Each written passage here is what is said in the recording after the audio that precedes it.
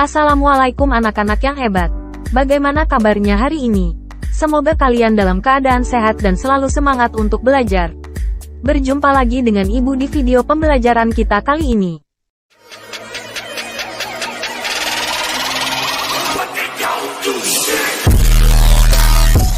Apakah Ananda masih ingat karakteristik dari planet-planet di tata surya?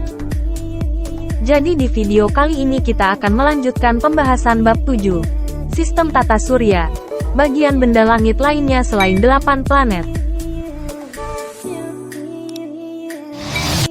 Benda langit lainnya, seperti sudah disebutkan di awal bab. Selain planet, ada banyak sekali benda langit lain yang menjadi penghuni tata surya. Satelit. Setiap benda langit yang berputar mengelilingi benda langit lainnya disebut satelit. Bumi disebut satelit matahari karena mengelilingi matahari. Bulan disebut satelit bumi karena mengelilingi bumi. Tercatat oleh NASA ada lebih dari 200 satelit di tata surya. Kali ini kita akan mengenal beberapa di antaranya. 1. Ganymede adalah satelit Jupiter dan merupakan satelit terbesar di tata surya. Ganymede adalah satu-satunya satelit yang memiliki medan magnetnya sendiri. Ditemukan sejak tahun 1610. Berdasarkan hasil penyelidikan, ditemukan bahwa atmosfer Ganymede mengandung sejumlah kecil oksigen. 2. Titan adalah satelit terbesar planet Saturnus dan menjadi satu-satunya satelit yang terbukti memiliki lapisan atmosfer dengan kandungan yang penting. Seperti bumi, atmosfer Titan mengandung lebih banyak nitrogen. Keistimewaan lain dari Titan adalah Titan mengandung cairan di permukaannya, dalam bentuk sungai-sungai, danau, dan lautan. Cairan ini adalah cairan hidrokarbon seperti metana dan etana. Kondisi ini membuat sebagian ilmuwan menyimpulkan, bisa jadi di Titan terdapat kehidupan yang makhluknya tersusun atas kandungan kimiawi yang berbeda, tidak seperti makhluk bumi. 3. Io adalah satelit ketiga terbesar milik Jupiter, dengan keaktifan vulkanis yang sangat tinggi. Ledakan-ledakan vulkanik ini disebabkan oleh gaya gravitasi Jupiter sebagai planet induknya, dan dua satelit tetangga yang jaraknya cukup dekat yaitu Europa dan Ganymede. Seperti Ganymede, Io memutari Jupiter dengan posisi sisi yang sama sepanjang waktu. B. Planet kerdil. Selain 8 planet yang sudah kita kenali di awal, ada juga yang dikategorikan sebagai planet kerdil. Salah satu contoh planet kerdil adalah Pluto. Secara umum, planet kerdil memang memiliki banyak kemiripan dengan planet biasa. Keduanya juga memiliki gaya gravitasinya sendiri. Hal yang membedakan adalah pada planet kerdil gaya gravitasi ini tidak cukup besar untuk menjaga kestabilan bentuknya. 1. Pluto pernah dianggap planet untuk waktu yang cukup lama. Tetapi ilmuwan yang melakukan penyelidikan intensif menyadari ada perbedaan antara Pluto dengan ke-8 planet lainnya di tata surya. Pluto memiliki fisik yang menarik, yaitu satelit-satelit yang berputar-putar, gunung-gunung yang tinggi, serta salju yang berwarna merah. Posisinya yang begitu jauh dari matahari setara dengan 40 kali jarak matahari ke bumi. Pluto terletak di sebuah area yang disebut sabuk Kuiper. 2. Ceres adalah objek terbesar di sabuk asteroid. Bahkan dibandingkan dengan asteroid lainnya, ukuran Ceres memang jauh berbeda. Itu pula yang menjadi salah satu penyebab mengapa Ceres berganti status menjadi planet kerdil. Meski belum terbukti memiliki lapisan atmosfer di permukaannya, ilmuwan masih menimbang kemungkinan Ceres berpotensi dapat menopang kehidupan. 3. Haumea. Planet kerdil ini berbentuk oval, tidak bulat seperti kebanyakan planet. Haumea juga termasuk dalam objek Transneptunus, dan memiliki dua satelit yang berputar mengelilinginya, yaitu Namaka dan Hiya. Bentuknya yang oval disebabkan oleh gerak rotasinya yang sangat cepat. Suhu permukaannya sangat ekstrim dinginnya, dan mempunyai cincin. 4. Makemake. Berlokasi yang sama dengan Pluto, Haumea, dan Eris, Makemake adalah objek paling terang kedua di sabuk Kuiper setelah Pluto.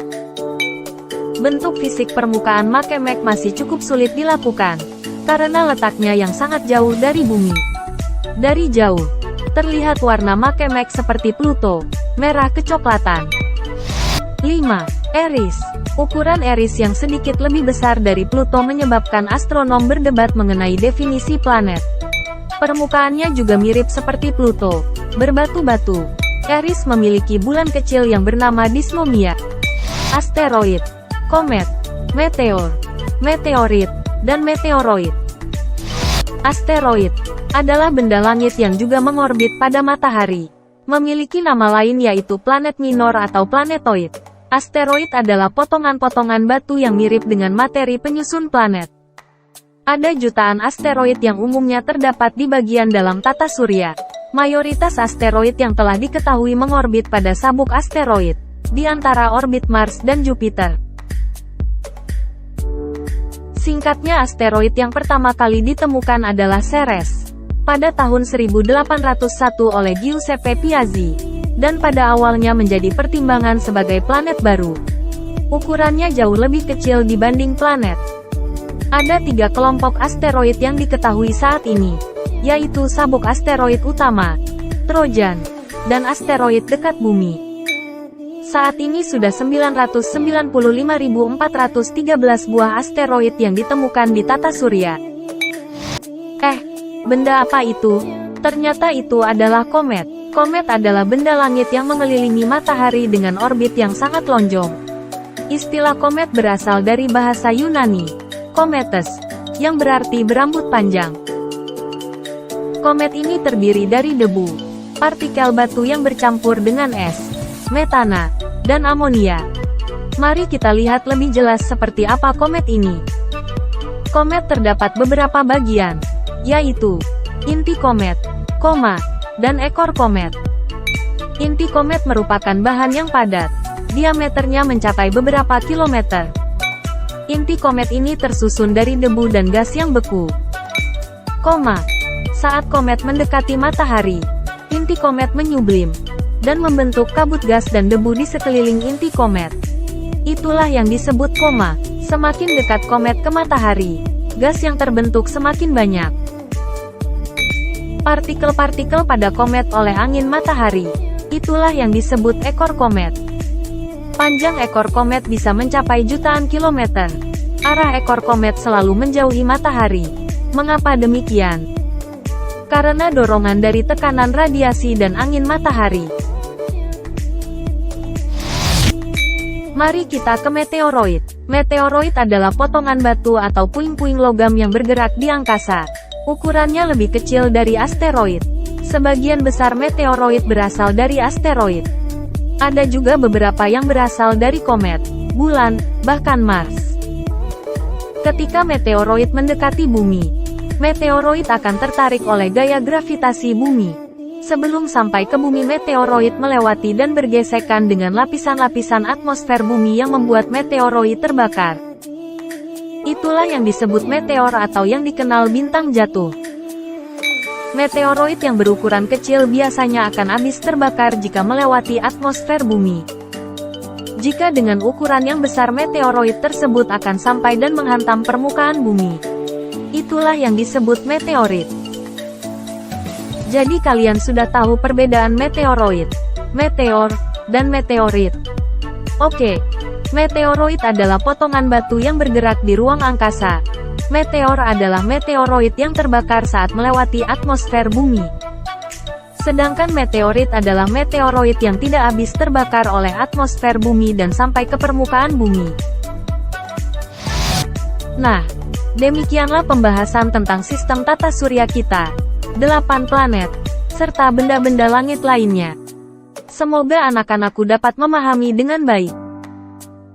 Sampai berjumpa di video pembelajaran selanjutnya. Salam sehat, salam bahagia, salam juara. Assalamualaikum warahmatullahi wabarakatuh.